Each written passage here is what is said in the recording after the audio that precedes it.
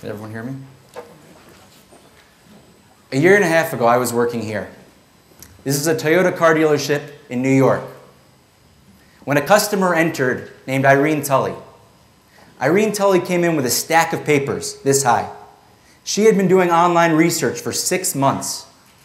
She came in, she went to 4 different car dealerships, and she was exhausted. She was frustrated. She just wanted a new car. She didn't want to deal with me as a salesperson. But when I went home, I started thinking about the automotive sales process in the United States. And I did a little research. The U.S. automotive sales industry has the most consumer complaints out of any industry in the United States for the last 5 years. And Irene Tully was not alone.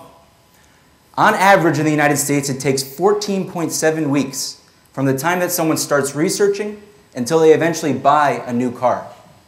And 59% of people actually hate that experience. They hate the negotiation, they hate the shopping around, they just want a car but they don't like the process.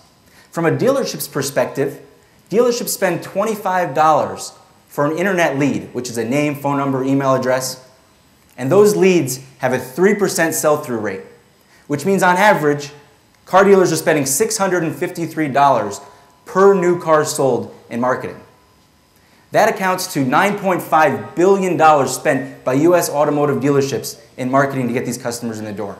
That's not thinking about all the billions of dollars that the manufacturers are spending. So I came to IE Business School. My name is Michael Lutsky. I'm the CEO and founder of this company. And I started ARC Test Drive. ARC Test Drive makes the process of finding your new car fast, easy, and fun.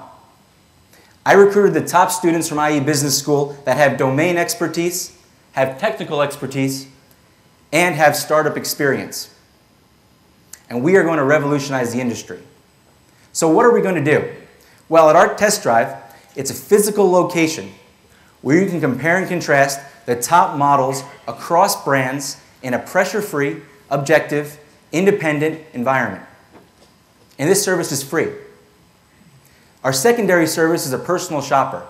The personal shopper handles the entire process for you, does the negotiation, finds the car, does all the paperwork, actually picks up and delivers that car to you. So why does this matter? Well, let me tell you, at ARC Test Drive, we are going to own the test driving experience, which means that we will own the identity of new car shoppers. And who cares about this? Well, dealerships care, manufacturers care, third-party automotive websites like coches.com, they care, automotive finance companies care, and insurance companies care. They care so much that they're willing to pay for it. We'll be charging $50 for our leads selling to businesses. And our personal shopper process is $400. Half of that is from the customer, and half of that is from the businesses that acquire these new customers.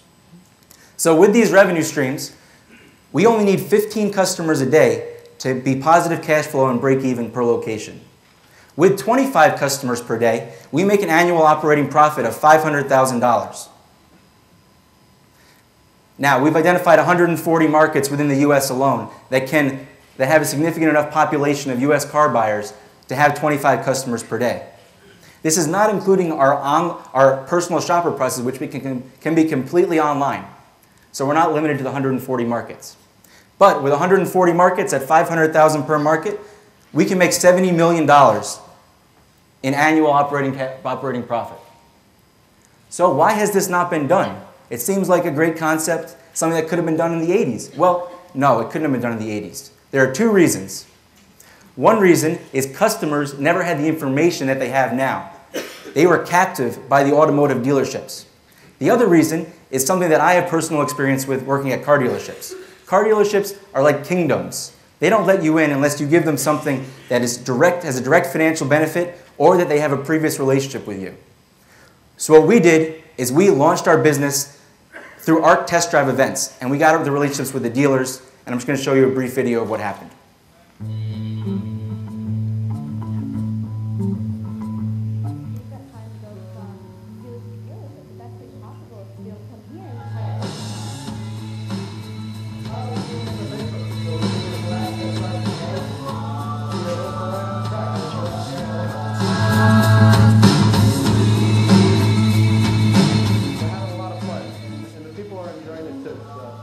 It's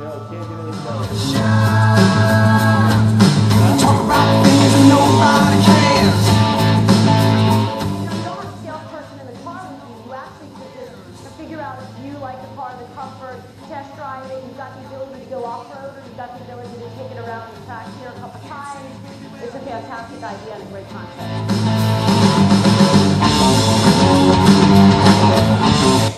Okay, so our first event was a huge success. We had national sponsorships. We had 12 different dealerships that bought our leads.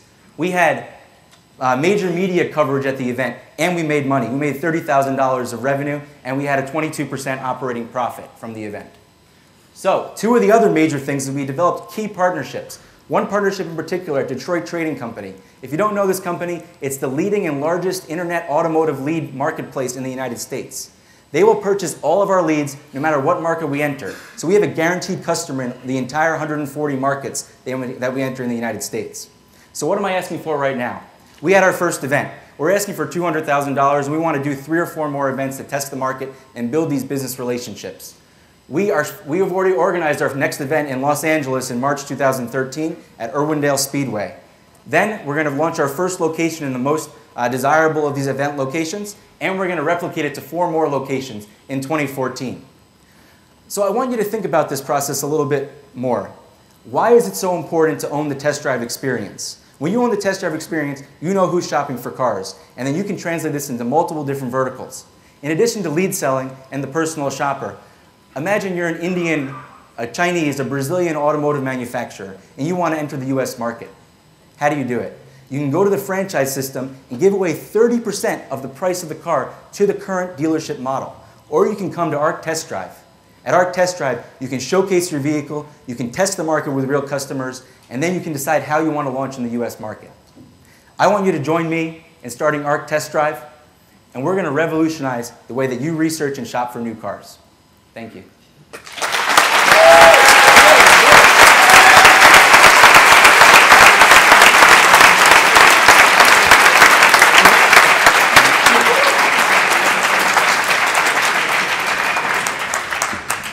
And now, after Outreach presentation, we will open it up to questions from the judging panel who are sitting at the front of the room. Thank you.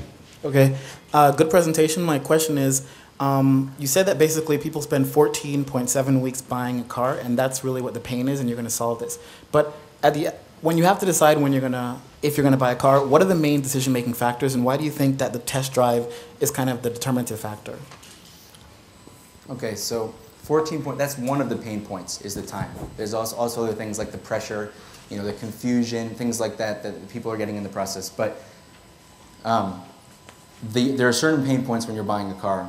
There's not knowing online. Well, online is trying to solve a lot of these pain points by giving you upfront pricing, by giving you all the information you could possibly want about any vehicle in the market. But until you actually try that vehicle, you have no idea whether if you sit in the vehicle and it's too low to the ground, whether you're not comfortable in the seat, whether you don't like the visual, your view of the entire. If you have blind spots in the car, it's really important. And right now, people are comparing 6 different brands online, and then they're only going to 1 to 2 different dealerships, and they're only looking at 1 to 2 different brands. So all of these manufacturers really want their cars being tested, but people aren't testing them. They're eliminating the decision online before they get to the dealership and actually get to try the product. So what we're providing, in addition to the physical test drive, at our location we'll have research facilities. You can do everything that you can do online, and you can obtain the test drive and the experience with the car. Okay, so qualified sales lead is very important, right, to keep the model going. The event you showed us looked pretty entertaining, and you advertised it or you got some publicity for it. So how do you separate a real buyer for somebody just looking to have, for some entertainment on the weekend? Yeah, it's a very good question, and that's something that happened while we were at the event. We obtained 800 different visitors at the event. We had people that, when they registered, they had to write down what kind of car they currently own, when they're looking to buy, and whether they want financing and insurance information. So the question when you're looking to buy is extremely important with qualifying that customer. So if you had someone that's a year out, 6 months out, those are not great leads. But people that are 2 weeks out, 2 to 6 months out, 6 to 12 months out, these people are real leads that the dealers care about. So we were able to determine the qualifications of the buyer through our form, our sign-up form.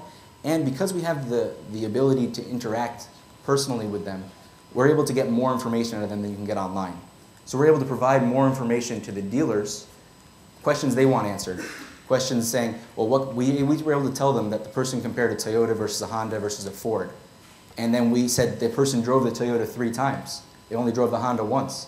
So you know that that person really wants a Toyota, and then Toyota is going to follow up on that lead and make that sale. What we also saw is the sell-through rate.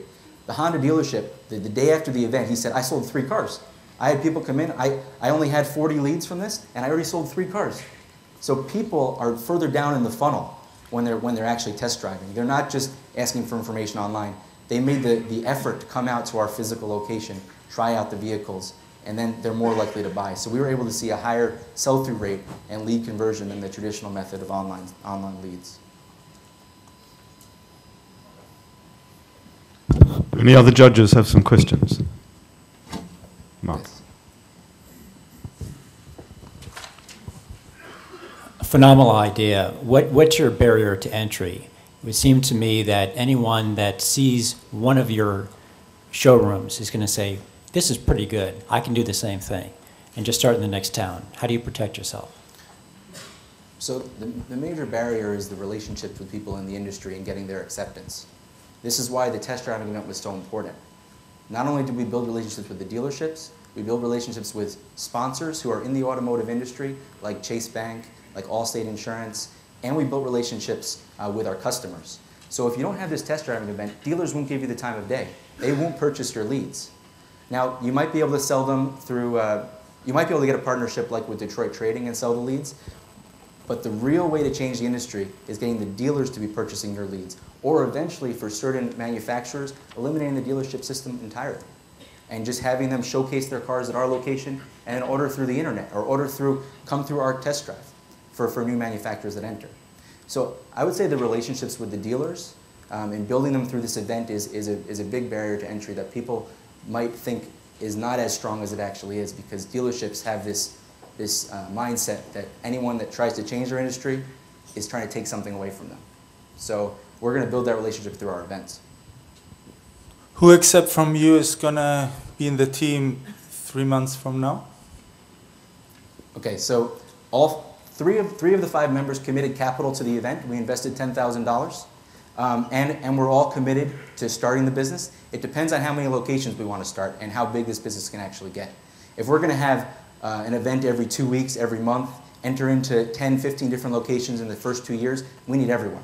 And everyone actually has committed, saying that if that's the case, they're going to enter the business. But 3 of us committed money, and 3 of us are intending to launch this business next year. And at the event in March, all of us will be there.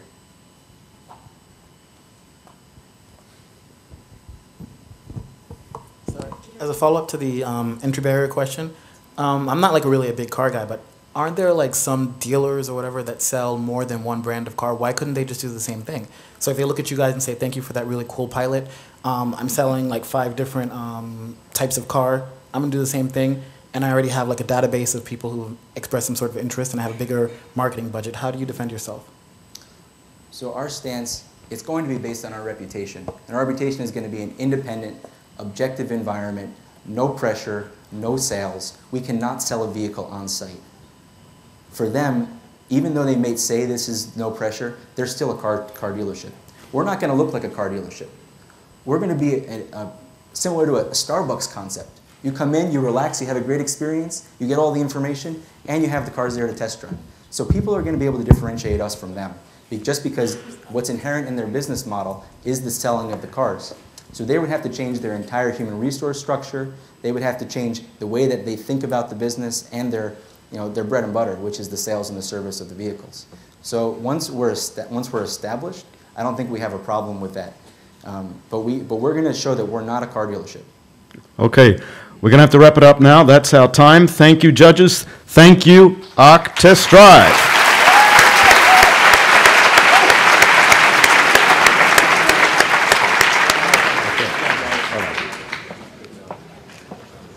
Okay, well, we're moving straight on to the next team, and we're moving into a different industry.